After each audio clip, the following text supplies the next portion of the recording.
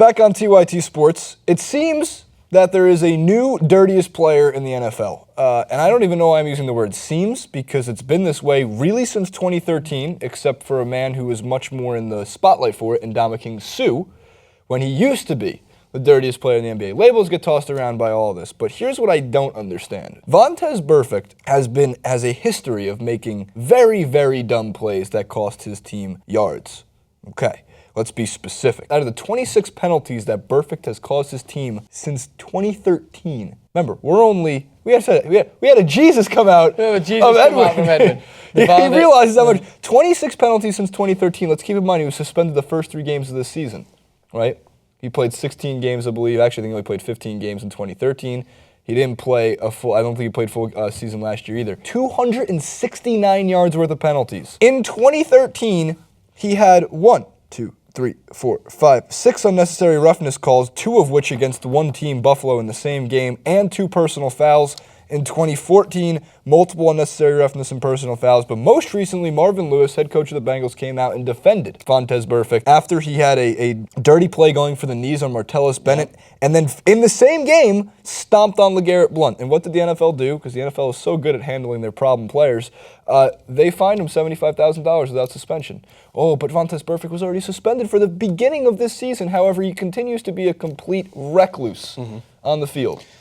They need to suspend. They need to have harsher suspensions. This is something that I've been just baffled by when it comes to someone as specific as Vontaze Burfict, because we know he's a dirty player. We know he is a danger to his opponents.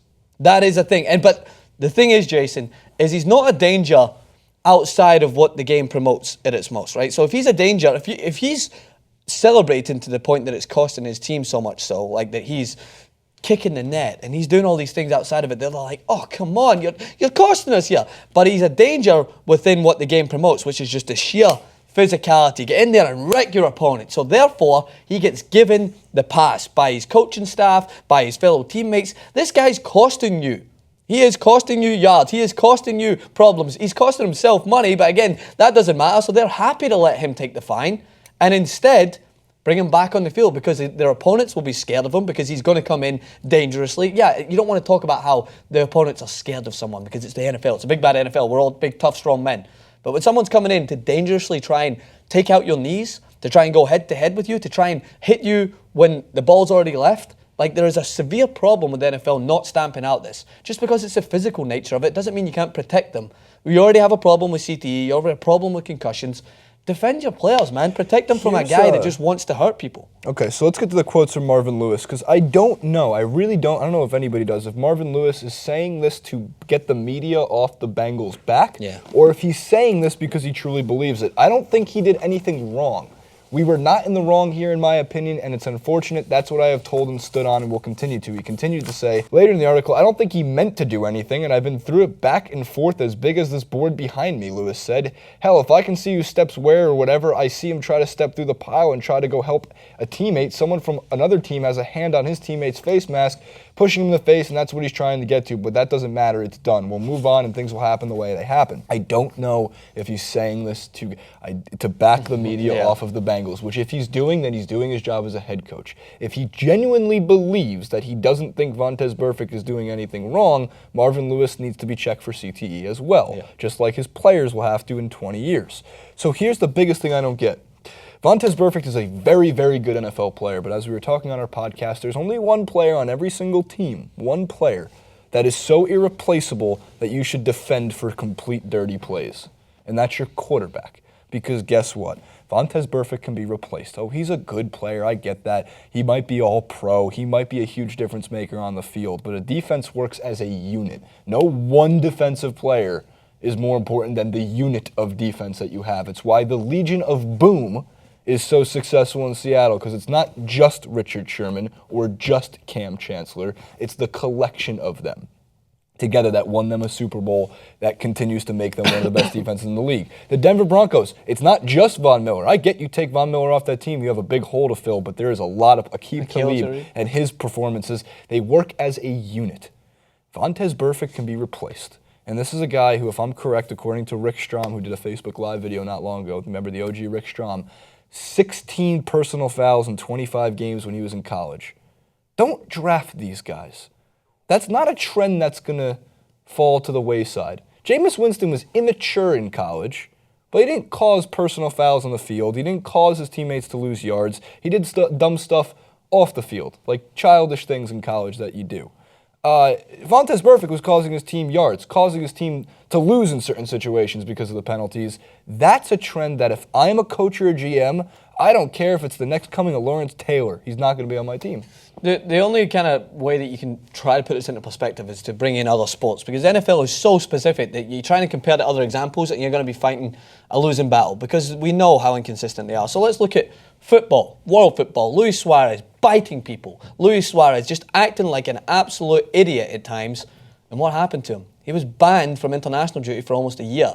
The guy faced a club ban that, if they didn't already have an unbelievable team, could have affected them. So as much as I don't like saying this, and we've talked about it when it comes to fan violence and things that you don't think are going to change, the unfortunate reality is the only way to really get a message across is to hit them where it hurts, and that's the team. Hit the team to the point that it is crippling to them to keep playing this guy. Have them suspend maybe 20, 30 yards. Have the other team have an automatic first down. Have these rules put in place to make sure that the team, the fans that are paying all this money, they're like, holy shit, this guy's costing us. We just lost. We just gave up an easy touchdown because he is a dirty individual. Yeah, actually, you make a good point. You make a lot of good points regularly. Thank you, brother. But on this one, it would be interesting. What if, I know we have to look into this more, but in general, what if if a player gets fined or suspended for unnecessary roughness, for personal fouls, for dirty hits, you also hit the GM's pockets, or you hit the coach's pockets? What if 10%, $75,000 that they fined him? By the way, if you suspend a player, they lose their game check.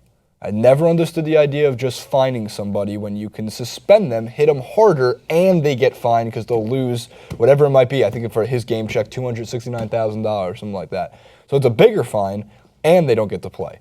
What if 10% went to Marvin Lewis? Would he be saying the same thing? That's a very interesting point. I mean, $7,500 to Marvin Lewis, not a lot of money, but on principle, would he be saying the same thing? And listen to this crazy idea that happens. It's crazy. You ready? It's crazy. It's already the no fun league, so please add to it. It's crazy. So the one thing that I talked about when I used the football examples is what happened before when you have a team that their fans were acting like idiots, is that they forced them to play in an empty stadium. The players were acting like idiots. They were forced to play in an empty stadium. I'm not saying forced to play in an empty stadium. What happens because you take the money out of his pocket, he's already making tons. It's obviously not working because he continues to do it. Right. So charging him more, probably, it might hurt him a little bit more so, but it won't change. What happens if you don't charge him anything, but the money that has cost him in the fine, you add to the ticket prices for that game? So the fans have to pay extra money. It's crazy. It's crazy, but just hear me out. If Roger Goodell did that, I'd spear him in the knees and take the fine myself. But what? This is the thing. But then would that not make Vontaze Burfict learn his lesson? Because he's costing the fans of his team extra money to the point that he has to change. No, because the money that money just goes to Goodell's pockets. Well, the fans will be in such uproar. No. They'll protest. No. Therefore, they won't play. There's my example. If you want to sign the petition, go to change.org/Francis Maxwell's crazy ideas. I just made that up. It's not actually a link. And then all of a sudden, I guarantee, have that done for one game. One game, the fans have to pay $15 more, $15 more. Yes. Because of him. If they have to pay £15 more, a currency that we don't have here, then I'm down with it. I'm fine with it. $15 more, Jason, and I guarantee Vontaze Burfict does not do this again. I want a Vontaze Burfict it.